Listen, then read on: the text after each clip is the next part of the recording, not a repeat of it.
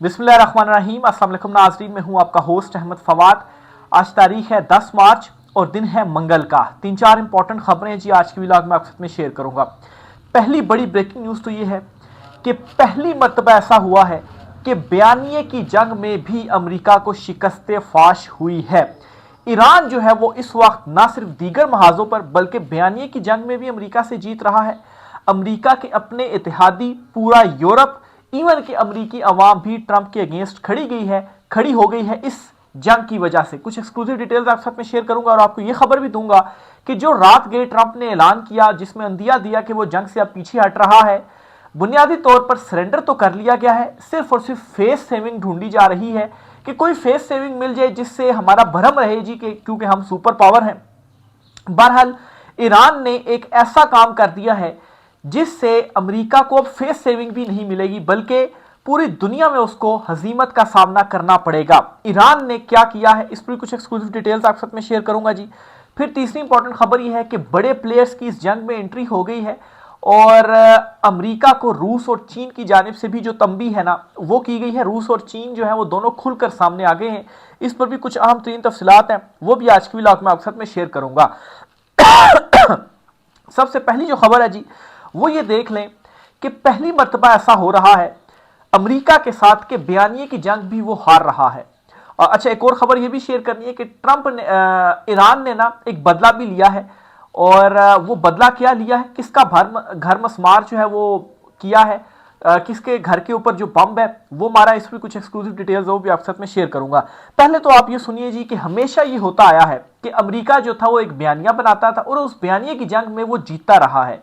ये नहीं कि उसने इराक के ऊपर अटैक किया, बयानिया क्या बनाया जी, उनके पास ये वेपन्स है, केमिकल्स हैं, ये है वो है, वहां पर अटैक किया लेकिन एंड पे कुछ भी नहीं निकला। ठीक है, इसी तरह से ईरान के अगेंस्ट भी एक बयानिया पहले बिल्डअप किया गया जी कि इनके पास ये जो है वो एटॉमिक वेपन्स बना रहे हैं, एटम बम बना रहे हैं, तो हम जो है वो और ये हमारे ऊपर अटैक कर सकते हैं, इसलिए हमें इनके ऊपर जो अटैक है वो करना है। ये जो बयानिया था ना ये अमेरिका का नाकाम हुआ और इस मर्तबा ये हुआ कि ईरान के हक में जो बयानिया है ना वो बना। एक बड़ी रीजन इसकी ये भी हो सकती है कि जो सोशल मीडिया है उसकी वजह से जो हकीकत थी वो लोगों तक पहुंची। ईरान का बड़ा नुकसान किया अमेरिका ने, लेकिन ईरान बयानिए की जंग में भी जीत गया है अमेरिका से। वैसे तो जो जवाब दिया ना ईरान ने वो सरप्राइज था खलीजी ममालिक के लिए भी और अमेरिका के लिए भी कि ये कैसे ईरान कर सकता था, हम तो इसके लिए तैयार ही नहीं थे। और जो बयानिए की जंग जीता है ना उसमें नंबर 1 तो आप ये देखें कि अमेरिका की अपनी जो अवाम है ना वो ट्रंप के अगेंस्ट हुई पड़ी है, उसको मिड टर्म इलेक्शन के लाले पड़ गए हैं और इस जंग से फेस सेविंग अमेरिका इसी वजह से मांग रहा है कि उसकी अपनी अवाम साथ नहीं दे रही। जंगें अवामी ताकत से जीती जाती हैं। अमेरिका जब भी अवाम की ताकत के बगैर लड़ा हारा, चाहे वो अफगानिस्तान हो या वियतनाम हो। बहरीन में ईरान की हिमायत और अमेरिका के खिलाफ मुजाहरे शुरू जो हुए हैं, अगर सूरत हाल दूसरे इस्लामी ममालिक में भी यही बनती है तो फिर जो बादशाहत है ना वो भी खतरे में पड़ सकती है। बहरीन में यही हुआ है, जो इतलात आई है कि उनके जो बादशाह है ना वो भागे हैं, पीछे से जो अवाम है ना वो उनके अगेंस्ट खड़ी हो गई है और अमेरिका जो ईरान में रिजीम चेंज करना चाहता था उल्टा अपनी ही रिजीम चेंज वो बहरीन में कर बैठा है। क्यों कर बैठा है? क्योंकि ना बहरीन की अवाम उनके साथ खड़ी हुई है बहरीन के साथ, ना अमेरिका की अवाम उनके साथ खड़ी हुई है। और खदशा अब ये है जी कि कहीं जो दीगर इस्लामिक कंट्रीज है ना उनकी बादशाहतों को भी खतरे पड़ गए। अगर ये जंग मजीद चलती है, मजीद फैलती है, वहां पर भी जो लोग हैं ना वो अपनी ही बादशाहतों के खिलाफ निकलेंगे। तो ये मैं बयानिए की जंग कह रहा हूं जो जीते और उसकी वजह भी आपको बता रहा हूं कि अवाम इनके साथ नहीं थी। अमेरिका की अवाम इस जंग में अपनी हुकूमत के साथ नहीं खड़ी, जबकि ईरान की जो अवाम है वो अपनी हुकूमत के पीछे खड़ी है। ईरान में क्यों रिजीम चेंज नहीं हो सका, उसकी वजह यह थी कि अवाम उनके साथ खड़ी हुई थी, इदारे उनके साथ जो है वो खड़े हुए थे। तो पहली चीज तो ये आप अपने जहनों में रखें जी कि जो ट्रंप की जानिब से रात के ऐलान किया गया ना, लोग सवाल भी पूछ रहे हैं कि ये ट्रंप ने क्या अंदिया जो है वो दे दिया है, क्या वो वाकई जंग खत्म करने जा रहा है, वो पीछे हट रहा है, फेस सेविंग ढूंढ रहा है। तो पहली बड़ी उसकी वजह यह है कि बयानिए की जंग अमेरिका हार गया और उससे अपनों अंदर से ही मुखालफत का जो सामना है, तनकीद का सामना वो करना पड़ा और ईरान के अंदर वो तोड़ नहीं सका, अवाम और हुकूमत को अलहदा नहीं कर सका। नंबर 1 तो ये। दूसरा, ये जो ट्रंप की स्टेटमेंट है ना ये बुनियादी तौर पर फेस सेविंग है जो कि ट्रंप मांग रहा है। ट्रंप ने अपनी स्टेटमेंट में क्या कहा है जी, बुनियादी तौर पर आप उसकी पूरी स्टेटमेंट सुने। तो एक तो उसने ये अंदिया दिया जी कि हम इस जंग से जो है वो खत्म हो रही है, एक हफ्ते में नहीं हो सकता, 2 हफ्ते के बाद ये जंग जो है वो खत्म हो जाए। लेकिन ट्रंप की जो लैंग्वेज थी बुनियादी तौर पर इस तकरीर के अंदर ट्रंप ने जो उसकी आवाम थी ना उसे कन्विंस करने की कोशिश की है कि हम सही हैं और हम ये जंग जीते हैं। मतलब है, अगर आप सही हो और आप जंग जीते हो तो आपको फिर अवाम को कन्विंस करने की जरूरत नहीं पड़ती है, ठीक है। लेकिन ट्रंप का जो रवैया था ना वो बड़ा कन्विंसिंग रवैया था। वो अवाम को बता रहा था हमने ईरान को ये कर दिया वो कर दिया, हम ये जंग जीत गए हैं, कन्विंस कर रहा था, क्योंकि उसे मालूम था कि अवाम उसके साथ नहीं है। और इस टाइम पे असल में अमेरिका जो है वो एक फेस सेविंग ढूंढ रहा है कि कोई फेस सेविंग हमें मिल जाए।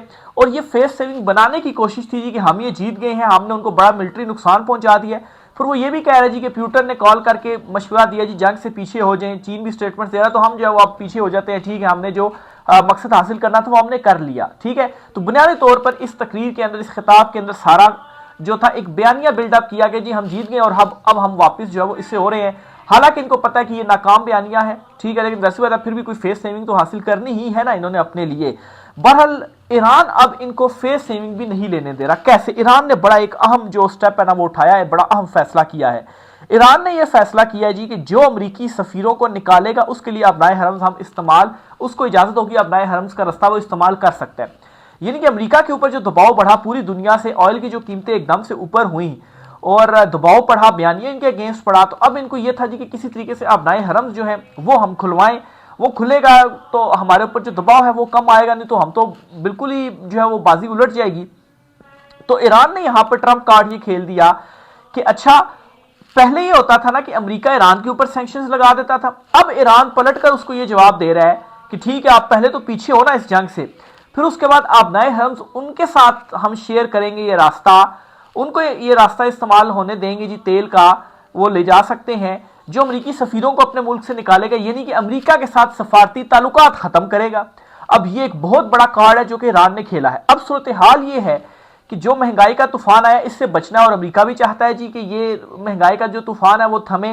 दीगर कंट्रीज की जानिब से भी दबाव बढ़ता जा रहा है। रूस ने भी भारत को बता दिया है कि आपने हमें छुरा घोंपा है ना, महंगी कीमतों के ऊपर जो आपको तेल है ना पुरानी वाली वो मिलेगा, सस्ता हम तेल आपको नहीं देंगे। यूरोप भी सारा वहीं से लेता है, ईरान से भी मतलब है कि लिए जाते हैं। तो ईरान वो अपना हरम्स तब यूज करेंगे जब आप अमेरिका से अमेरिकी सफीरों को अपने मुल्क से निकालेंगे, यानी कि अमेरिका से सफारती ताल्लुकात खत्म करेंगे। अब ये मजीद प्रेशर डेवलप करेगा अमेरिका के ऊपर और उन कंट्रीज के ऊपर भी। और अब जाहिर सी बात है उन कंट्रीज की भी मजबूरी होगी कि भी हमने अपने महंगाई को खत्म करना है, और अमेरिका के अगेंस्ट वैसे ही बयानिया बन चुका हुआ है हर मुल्क में। तो अगर कोई मुल्क इस तरह से करता है तो अब आप बताएं कि ये अमेरिका को लॉस होगा या नहीं होगा। अमेरिका पहले क्या करता था, सैंक्शंस लगाता था ईरान के ऊपर, अब ईरान ने ये जो कार्ड है ना वो खेल दिया है, उसको भी नजर आ रहा है कि हम जीत रहे हैं। तो ये एक और बड़ी इंपॉर्टेंट जो डेवलपमेंट है ना वो हुई है, और बहुत ही बड़ा कार्ड जो है वो ईरान की जानिब से खेल लिया गया है। फिर जी इस जंग के अंदर जो कुछ मेन प्लेयर्स इंटर हुए हैं जिनमें चीन और रूस है। रूस ने कोई 1 घंटे के करीब बात की है ट्रंप से, और उसमें उसने ये कहा जी कि जंग को खत्म करें। अब जाहिर सी बात है ट्रंप ने क्यों बात की है, वो ताल्लुकात भी बेहतरी चाहता है। तो एक तो वो ये भी कह रहा है जी कि उसने भी मशवरा दिया, तो हम मान लेते हैं उसको मशवरा भी। वैसे उसके मतलब आप देखें कि ट्रंप रूस को कह के जी कि ईरान जो वार जो यूक्रेन वाला मामला उसको खत्म किया जाए, वो तो खत्म नहीं करा सका, लेकिन रूस के मशवरा जी कि ये जंग खत्म करे वो ट्रंप जो है वो मान रहा है। तो जाहिर सी बात है एक फेस सेविंग है। फिर चीन जो इसमें एंटर हुआ है ना, चीन की बड़ी इंपॉर्टेंट स्टेटमेंट है ना, बड़ा खुल के आ गया चीन, वो आपके साथ मैं शेयर करता हूं जी। चीन ने यह कहा है जी कि डोनाल्ड ट्रंप ने ऐलान किया कि ईरान का नया रहनुमा नाकाबिले कबूल है। इस पर चीन ने जवाब दिया है जी कि ईरान में क़यादत का इंतखाब ईरानी आइन के मुताबिक किया गया है, ना कि वाशिंगटन की मंजूरी की दर्जा बंदी पर मबनी है, तो आप मुदाखलत ना करें। ये बड़ी सख्त स्टेटमेंट दी है जी ईरान ने। बीजिंग असल पैगाम ये समझती है कि महज एक सिफारती मौकिफ नहीं बल्कि उभरते हुए न्यू वर्ल्ड ऑर्डर की निशानदेही है। कई दहाइयों से अमेरिका इस तरह बर्ताव करता रहा है जैसे दूसरे ममालिक के रहनुमाओं को तब्दील करने के लिए इसकी मंजूरी ज़रूरी है, लेकिन चीन ने अवामी तौर पर इस तरीक़ाकार को मुस्तरद कर दिया और जोर दिया है कि ईरान में क़यादत का इंतखाब एक खालिस दाखिली मामला है। इस बात की तस्दीक करते हुए कि जानशीनी का अमल ईरानी आइन के मुताबिक अंजाम पाया और किसी भी बैरूनी मुदाखलत को मुस्तरद करते हुए बीजिंग ने एक साथ कई पैगाम भेजे हैं। इसने नए ईरानी रहनुमा को बैनुल-अक़वामी जवाज़ बख्शी है। इसने इस ख्याल को मुस्तरद कर दिया कि वाशिंगटन को दूसरे ममालिक की हुकूमतों को कबूल या मुस्तरद करने का हक है। तो जो अमेरिका है ना, उसने बहुत कुछ इस जंग से वो खो रहा है। इवन कि अगर अभी वो बैक भी कर जाता है ना, तो बहुत कुछ वो खो रहा है। और अगर ये मजीद चलती है ना जंग, तो फिर तो अमेरिका का जो सुपर पावर का स्टेटस है ना, ये स्टेटस खतरे में पड़ेगा और यहां से उसका डाउनफॉल भी शुरू होगा।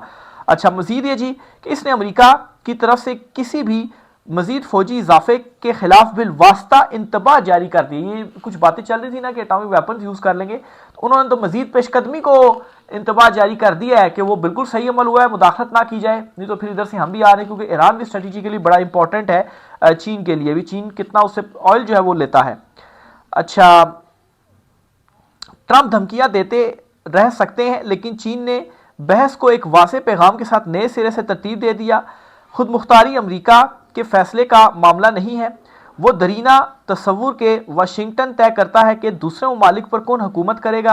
अब एक कसीर कतबी दुनिया में ख़त्म हो चुका है, जहां बीजिंग का ऐलान है कि हतमी फैसला मुतलका ममालिक के हाथ में है। तो ये जो रिजीम चेंज करता रहा ना अमेरिका, ये अब इससे बाज रहे। तो ये जो पैगाम है ना जी, वो चीन की जानिब से दे दिया गया। अब आप देखें कि ओवरऑल इस सारी जंग के दौरान चीन जो है वो खामोश रहा है, लेकिन जहां पर उसने देखा ना जी कि अब अमेरिका ज़रा डाउन हो गया है, वो जो है वो ऊपर चढ़ दौड़ा है। अच्छा, नेक्स्ट खबर जी आपसे शेयर करते हैं, और वो खबर है जी कि जो नेतन्याहू है, उसके घर पर जो बम है जी वो मारा है ईरान ने, और उसका जो भाई है उसके मारे जाने की जो इतलात है वो आ रही हैं। भारत ईरान ने इस हवाले से एक जो बदला है ना वो लिया है, और ये एक बहुत बड़ी डेवलपमेंट हुई है कि मतलब है कि वहां पर जाकर अटैक करना, जो कि पहले सोच नहीं सकता था, क्योंकि वहां पर हमारे जो बम शम है जी वो गिरेंगे, अटैक होंगे, उनका ही नुकसान होगा। इवन के जो बंकर्स बने हुए हैं ना, वहां पर भी जो नुकसान है ना वो भी हुआ है। तो इसी वजह से ये सारा अमेरिका की जानिब से स्टेटमेंट और ये चीजें वैसे ही नहीं हो रही। फिर जो बयानिए का मैं आपको बता रहा था ना, कुछ मुल्कों के नाम आपको बताता हूँ जी। नॉर्वे, स्पेन, स्वीडन, इटली, ये 4 ममालिक हैं जी। इन्होंने क्या किया है जी, इन्होंने बाकायदा तौर पर ईरान पर हमले की मजम्मत कर दी है। अब मतलब एक जंग चल रही है ना, देखें अमेरिका ने क्या बयानिया बनाया था, वो हमारे ऊपर हमला कर सकते थे, हम उनके ऊपर, इसलिए हमने हमला कर दिया। वो जी एटॉमिक वेपन्स बना रहे हैं, तो इसको एक्सेप्ट नहीं किया गया। पहले बाय कर लिया जाता था, अब नहीं एक्सेप्ट किया जा रहा। अब उल्टा ईरान पर हमले की मजम्मत ये जो 4 कंट्रीज है ना वो कर रहे हैं। फिर अमेरिका के ऊपर कुछ दबाव बना है माशी तौर पर भी। वो कैसे? एक तो ओवरऑल खिते की सूरत हाल है ना, ऑयल की वजह से प्राइसेस, महंगाई जो बढ़ी है। दूसरा, अमेरिका ये कुछ जो है वो चीज़ें रिपोर्ट हुई हैं कि पहले 2 दिन जब ये जंग शुरू हुई ना, तो पहले 2 दिन 5.6 अरब डॉलर का जो असला है ना वो फूंक दिया गया इस जंग में अमेरिका की जानिब से। अब आप यहां से अंदाजा लगाएं कि 5.6 अरब डॉलर एक ह्यूज अमाउंट है जी। जाहिर सी बात है, अवामी हिमायत भी ना हो, इतनी अमाउंट भी आप लगा दें, और फिर लगातार अगर लगे तो फिर आप मतलब है कि आपके पास पीछे होने के अलावा कोई जो ऑप्शन है वो नहीं बचता है। तो ये जी आज के हवाले से कुछ इंपॉर्टेंट डिटेल्स थी जी। आखिर में एक और ख़बर भी आपको देता चलूँ पाकिस्तान के हवाले से, कि आर्मी चीफ जो बाजवा जो हैं उनके हवाले से कुछ इतलात सामने आ रही हैं। अभी तक किसी मतलब है कि ऑथेंटिक ज़राए से इसकी जो तस्दीक है वो नहीं हुई, लेकिन उसके बावजूद कुछ जो इतलात हैं वो सामने आ रही हैं। और इतलात ही हैं जी कि पिछले दिनों कुछ दिन पहले वो बाथरूम में स्लिप होने से जो गिरे थे, और उनके दिमाग के ऊपर, सर के ऊपर जो चोट थी वो आई थी, तो उनको फौरी तौर पर एडमिट जो है वो किया गया हॉस्पिटल। तो अब उनके हवाले से इतलात हैं कि उनको शायद जो ब्रेन हैमरेज है वो हो गया है, यानी कि, और उनकी जो यादाश्त है ना, मतलब है कि इवन कि वो अपनी फैमिली मेंबर्स को भी पहचान नहीं पा रहे। ये उनके हवाले से इतलात आ रही हैं। बहरहाल इस हवाले से ये चीज़ बताता चलूँ कि कन्फर्म इस वजह से नहीं है कि फैमिली की तरफ से अभी तक इस तरह कोई इतलात सामने नहीं आई, या किसी ऑफिशियल उससे कोई जो खबर है वो सामने नहीं आई, लेकिन ये चीज़ें जो है वो सामने आ रही हैं। तो बहरहाल जी देखें मज़ीद ओवरऑल जो सिचुएशन है वो कहाँ पर जाती है, आपसे चीज़ें शेयर करते रहेंगे जी। राय का इज़हार कीजिएगा। आज की व्लॉग से इतना ही, इजाज़त दीजिए, अल्लाह हाफिज़।